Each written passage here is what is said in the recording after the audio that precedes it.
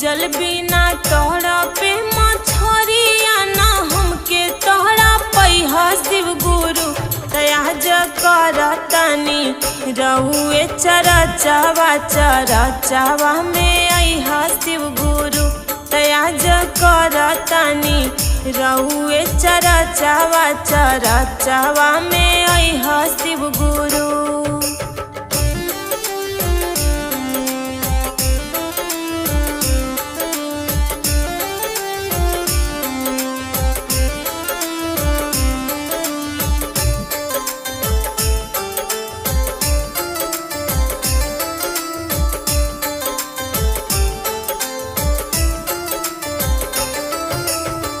कगवा से भेजब संदेशवा संदेशवा सुन के अहा शिव गुरु।